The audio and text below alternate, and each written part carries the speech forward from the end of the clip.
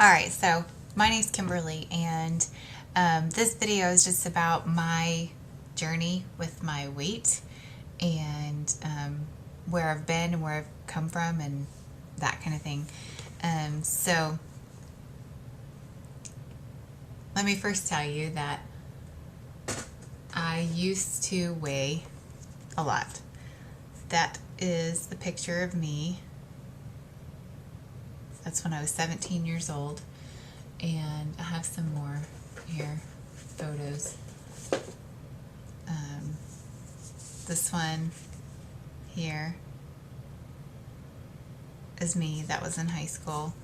This is me. I think I was about 12 or 13. About the same age here. I think I was 13 there. Same thing, kind of a teenager there. And this one I had to have been 15 or 16 there. And I was always overweight. I was never super skinny. My mom said that I was pretty average, normal, until I got really sick at age 3 when I got scarlet fever as a baby. And then when I got healthy, I just kept eating and eating and eating, and I developed a huge appetite. And I think, well, knowing what I know now, when you stretch out your stomach so much, you get used to eating that much, and so you keep eating. So when I was 17 years old, I weighed in at over 260 pounds, and I was so fat. Well, it's not that I was so fat. I was just in denial. I didn't want to be fat. I didn't like being fat. I just felt like I was never going to be normal and have things that normal people had. I just didn't think anybody would ever want to marry me, and I didn't think that I would. That was mainly it. I didn't think I'd ever have a boyfriend, because I hadn't really had a boyfriend. And I was in a bit of a denial. I lived at a school where I lived there in a dorm, so I wasn't around my mom and dad constantly. And so they may have seen this or said something about it, but they didn't. And it was to the point where I had gained more weight. I had gained a lot more weight living at that school, because we had lots of food to eat constantly. We were going on Taco Bell runs, and just, it was all cafeteria style eating every meal of every day. And so I just ate and ate and ate. And it got so bad that I would wear my jeans that were too small. And I remember laying on my bed and having to like suck in everything just to zip them up and get them on. And then I would wear them. And I wore them, and there were blisters on my stomach. And it was so awful. It would bleed from my stomach because my pants were too tight. And it was uncomfortable, but I guess I don't know. I just didn't want to go out and buy bigger pants, because I didn't want to be fatter than I already was. So my New Year's resolution my senior year in high school was enough was enough. I was sick and tired of being fat. I was sick and tired of being overweight, and something needed to change. And so in the beginning, what worked for me was anything. Like, I went to the gym. I figured I could probably go work out, and I figured I should probably eat differently. And so I focused on taking away the things that were not so good for me and trying to eat the things that were healthy. So in the beginning, it was just stop eating ice cream after every meal, stop drinking a lot of calories, and start eating vegetables and salad and chicken and those kinds of things, and eating less of it. And so in the beginning, I wasn't really tracking anything strictly. I just made some changes and was amazed with the results. So if I weighed 260 in January 1st, by May I was 230, and I had dropped 30 pounds. And by graduation, everybody was noticing, and they were like, oh my goodness, what are you doing? You look great. You look amazing. That's awesome. And that really made me feel confident. And I thought, oh gosh, I can do this. And so I continued to do what I was doing. And I remember by my freshman year in college, which was 9 months after I decided to make a change, I was down to 170 pounds. So that was a huge loss. I think that was 90 pounds in 9 months, and that was intense. And it didn't feel at the time like a lot of work. It just felt like I was excited. I was motivated because I saw results.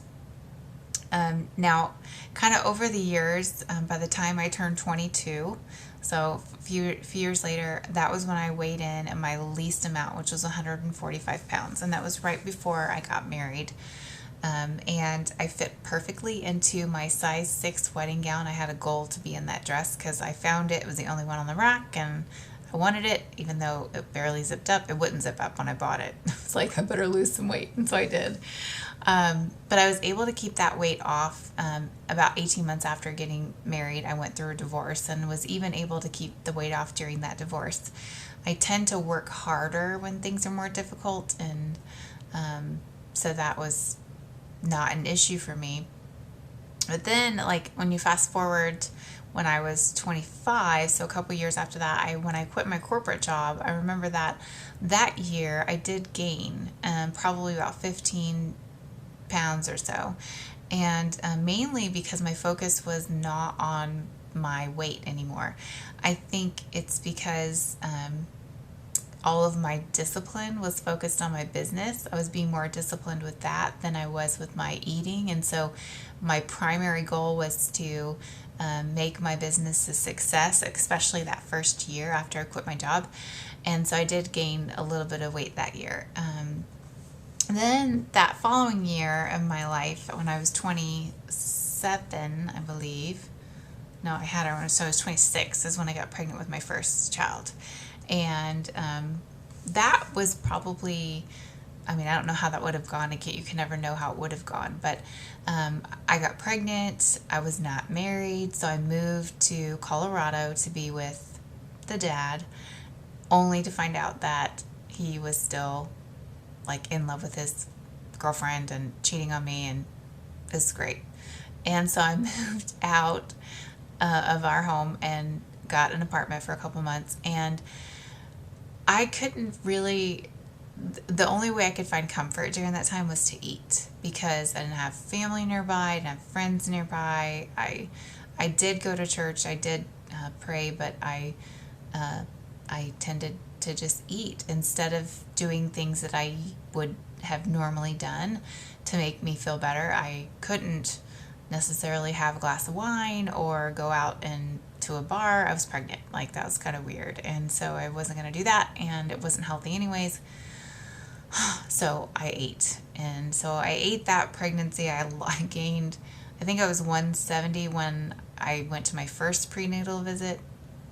And then by my last prenatal visit with Annie, I was 230 pounds. That was crazy. And even though the week after she was born, there was a lot of water weight and whatnot, I was 200 pounds the week after she was born. I was still 200 pounds. So I had a lot of weight, baby weight, to lose to get back down to my original goal weight. And so, bottom line is that I did, though. I got back down with that one. Then I had 2 more pregnancies. And, like today, I am thrilled to say that I fit into my jeans that I bought prior to being pregnant. I was back into the best shape of my life before I had my last baby. And so to fit back into those jeans now, she'll be 1 in a couple of weeks, like 2 weeks, she'll turn 1. So that feels really amazing to get back down there. But I will tell you that I say that I feel fit, I feel confident. And I have to admit that even though I wear a size 6 and, everybody says, oh my gosh, you look amazing, I still honestly feel fat. And I think I look fat in pretty much most of my clothing. And it's something that I'm working on. It's something that I'm trying to think about differently. In fact, I tell people all the time, I teach my team and my unit and my children that we're supposed to think on what's true. And I just still feel like that's not true. I'm not fat, but I don't know why I can't seem to stop thinking that sometimes. But I don't know if it's because there were so many years that I was fat that I kept telling myself I was fat that I just can't stop telling myself that, or if it's because of the scars. Like, because of wearing my clothes too tight, my stomach has a permanent indentation. There's a line that is not going to go away unless I have surgery. Like, that's the only way. And then there's extra skin on my stomach and then my arms. Again, that stuff is not going to go away until or if I were to have surgery, and it's really not that important. But I think that might be one of the reasons I still feel like when people say you look amazing, I'm like, no, I don't. So even though I know I do, like, it's a battle of going on. So anyways, I know people think I'm crazy when I say that, but they'll say, oh my gosh, I never would have guessed you had a weight problem, which makes me kind of laugh. Like, what are you supposed to say to that? Thank you. But anyways, all that to say that a lot of people have asked me since posting the before and after picture recently, what did you do? And that kind of thing. So I'll tell you what worked for me. I told you what worked for me in the beginning. It was really just small changes that made a big difference. However, I will tell you that it gets harder the older, I don't know if it's the older you get or the closer you are to your goal, or if you've hit a plateau. I've done so many different things over the years. In the beginning, it was just doing something like running and lifting weights and doing ellipticals, doing aerobics. And then over the years, I've done different classes like spin classes and yoga classes and weightlifting and kickboxing and step classes. I've done lots of things. And I think the thing that's most important, like, I've read a lot about the topic of health and fitness and dieting. And so kind of what I do now is I track things. I feel like a tracked number grows in the sense that when you track something, you're going to stay disciplined to do it. And those are the two things, is tracking and discipline. And it's so funny because it's the same things I would tell people, women who want to be successful as an entrepreneur and as a business owner, is it takes tracking numbers and being disciplined. And so I think that my business has definitely helped me, and so has my weight loss journey helped me in my Mary Kay business. So it's kind of interesting how they go hand in hand. So being disciplined, I think the easiest way to be disciplined with something is to have a goal in mind in the end. What will you look like? What will you feel like? What will it feel like when you hit that goal? What will you do to celebrate when you hit that goal? How can you reward yourself with small things along the way? Like, if you have a goal, a fitness goal to lose 30 pounds, maybe you don't wait till you've lost all 30 to celebrate. How can you celebrate something every month or every week as you hit that goal? And so I think the goal in mind, and then the discipline. There's scripture that I absolutely love on that, being disciplined. I'll read them to you. So self-discipline is the ability to control one's feelings and overcome one's weaknesses, the ability to pursue what one thinks is right despite temptations to abandon it. So a couple of verses that I love on that topic are 2 Timothy 1:7. For the Spirit God gave us does not make us timid, but gives us power, love, and self-discipline. So God gives us the power and His love, and God gives us the ability to be self-disciplined. He wants us to be self-disciplined, and it's only through His power that we can be self-disciplined with these things. 1 Corinthians 9:24 through 27, and this is the Message version of this scripture. It says, "You've all been to the stadium and seen the athletes race. Everyone runs, one wins. Run to win. All good athletes train hard. They do it for a gold medal that tarnishes and fades. You're after one that's gold eternally. I don't know about you, but I'm running hard for the finish line. I'm giving it everything I've got. No sloppy living for me.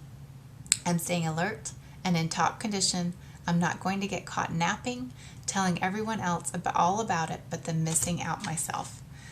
So those are some of my favorite verses on being self-disciplined, and then tracking. So for me, daily, like, I track things. I track my calorie intake, and I track my exercise. I don't weigh myself daily. I think that really gets annoying, and it's depressing. Like, don't do that. I would say once a month or twice a month would be the most that you should be checking that, because you don't want to get obsessed with the number, and you really want to focus on how you feel in your fitness and in your what you're doing. But I will also tell you that there's a difference in just going through the motions than pushing yourself. And if you're just going through the motions when you're working out in any way, shape, or form, you're not going to see results. I think that, like, I work out, and when I'm trying to hit a goal, I usually work out like 4 times a week. If I just want to maintain, it's 3 times a week. But those 3 or 4 times a week is going to be like, I'll do Monday, like I'll do kickboxing for an hour followed by a sculpt. So it's an hour and a half workout, and it pushes me. I'm burning probably 700 to 900 calories in those workouts because I push myself. I use weights. I work hard. And then one time a week I might just lift weights, and I know I don't burn as many calories when I do that, but I push myself on what I'm doing. I don't do the same exact thing. Well, I do the same weights, but I try to push myself, and I don't necessarily just do 3 reps of 20. I'll do like 5 minutes to the same, like, especially a couple machines, I'll do like 5 minutes on that machine, and I start at a heavy weight and then just keep going and decreasing the weight for 5 full minutes, and just keep doing reps, and then that kind of thing. So it kind of really gives you your muscle tone versus like just bulk and that kind of thing. And I love the classes. There are some classes that I go to, power sculpting. Those classes that really push me, that I enjoy the classes more than I enjoy just pushing myself and researching a workout and doing it at home. I'm not really a homebody. Some people can do that. They can push themselves. I've heard of the boot camps. I think that's another really great idea that I would love to do. The only downside to that is I have 3 kids. So if I'm taking them to the gym with me, usually the boot camps don't have a place for that. So that's what works for me, is just tracking that. So the app that I use is called My Plate. And so you put in there your weight and then how much you want to lose. Like, it'll let you lose up to 1 pound a week. And then it tells you how many calories that you need to eat based on that profile. And I will tell you that you need to eat all of what they tell you to eat. So if it tells you that you can have 1,800 calories to lose 1 pound a week, and you're eating 1,200, you won't lose weight. You have to eat all of the calories that they're telling you to eat. And to really focus those calories on being fresh, wholesome foods. So I eat a lot. I'm a very routine girl. I like to just have predictable choices so I don't have to think about things. And so and that's the same with my workouts. I usually try to do, like, maybe not the same workout every time I go, but like a schedule. Like, every Monday I do this workout, and every Wednesday I do this workout, and every Friday I do this workout, because then I know in my head what I'm doing. But I eat a lot of things like oatmeal, yogurt, fresh nuts, fruits, vegetables, lots of vegetables, salad, fresh things on my salad. So, like, instead of eating a ranch dressing, I'll eat a balsamic on there, or blue cheese, or fresh feta cheese, hummus, lots of fresh veggies, raw veggies, avocados, things that are like very like good, healthy protein. Lots of protein. I'll eat protein bars sometimes. I know that a lot of people say you're not supposed to eat anything out of a package or a box, but I'll eat the protein bars, like, based on what's in them. I like the Quest bars are good. I think that's the ones I like, but there's different ones you can get. So that's an easy meal replacement. And I usually try to eat 4 to 5 meals a day, just smaller calorie content meals. So, like, for example, if you're tracking 1,800 calories in a day and you do 5 meals, that's roughly 350 calories, I think, maybe more. I don't know. Yeah, 350 in each meal that you can roughly eat. So that's smaller portions than maybe going out to dinner and having a huge meal. So you usually do that. Or if you know you're going to eat a bigger dinner, then you do 3 smaller meals throughout the day and then eat your bigger dinner, and you're good. So I think that's pretty much it. I know that might seem really simple, that it's just tracking the number, and that's what works for me. And pushing yourself. When you do work out, push yourself. But you can also lose a lot of weight without working out. But I think if you really want to see a result in the way, Like your body will burn more calories the more muscles you have, and you'll look better. Like you can lose a lot of weight, but you may not lose a lot of inches, and you may lose a lot of inches and not a lot of weight. So I think it's also important to track not only the weight but the inches. I did that by my pants that I have, like jeans that I've been wearing, like going from having a size 14 pants, in January back into the size 6, just like tracking the sizes versus the actual poundage that you're seeing on a scale, because sometimes that can be depressing if that's all you're looking at.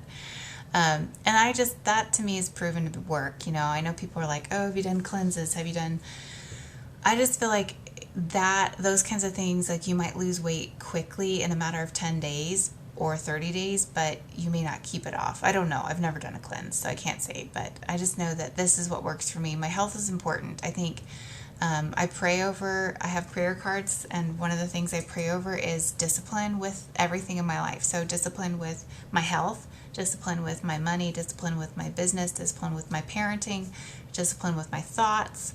Is just that idea of having discipline. And yeah, I hope that helps you.